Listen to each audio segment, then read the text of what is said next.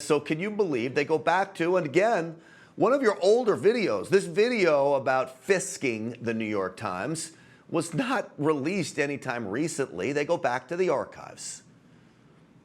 Exactly, Grant, and it's amazing how this video has been out for as long as it has, but I think it's a coordinated effort, as I thought the last rage spiral was a coordinated effort.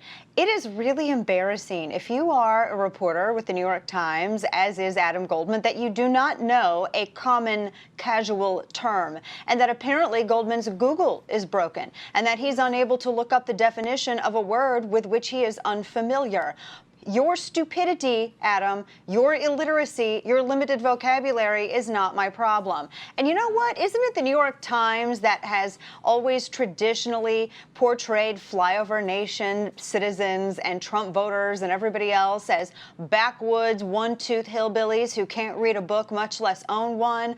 Well, that kind of just blows this narrative completely out of the water. No, but there's a reason, Grant, why they want to change and sexualize, because I guess, you know, if Adam Goldman wants to think that everything sounds like fist, that's on him, right? That's not on us.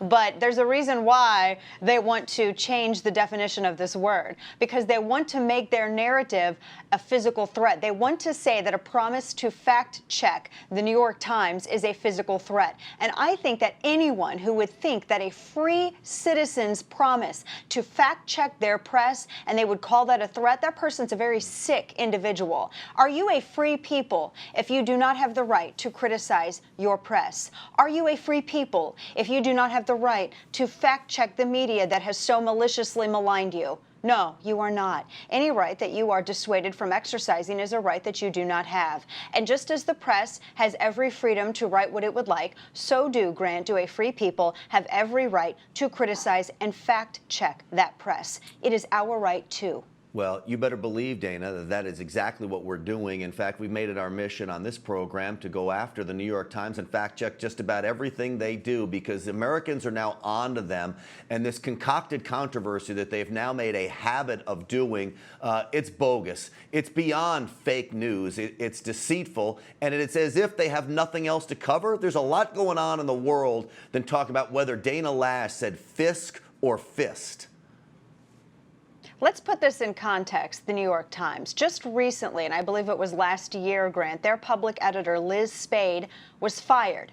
Why was she fired? After she appeared on Tucker Carlson's program, they were discussing media bias, and she inadvertently admitted that some reporters at the New York Times had actually been too hostile in their approach to covering Trump and in their writings of the president, and that it had been indeed biased. In fact, Arthur Sulzberger Jr., who is the publisher, Grant, of the New York Times, came out and said that the New York Times, quote, missed its mark, and that it was unbelievably biased in reporting about the president. But Jim Rutenberg, who's a columnist at the New York Times, wrote in one of his pieces not long ago that the New York Times, Grant, has absolutely no duty at all whatsoever to be objective when writing about the president, because they don't like the way he talks. So maybe people out there can tell us whether or not that they think that demonstrates a bias. Yeah. Well, as a side note to all of this, you actually helped Google out a little bit. Do you know, Dana, that after this all started over the weekend, that Fisk, F-I-S-K, is now one of the most searched terms on Google? Well, wonderful. I love the fact that the NRA is not just educating people about their Second Amendment rights, but we're also expanding progressive people's vocabularies as well. And I mean by that, the New York Times. Yep, you better believe it. We're always here to help, aren't we, Dana? We're just public servants. We're here to make friends. That's us. Dana Loesch and Grant Stinchfield, just making friends everywhere we go. Dana, thank you. Making friends. That's where it is. Thank you, Grant. Good to see you.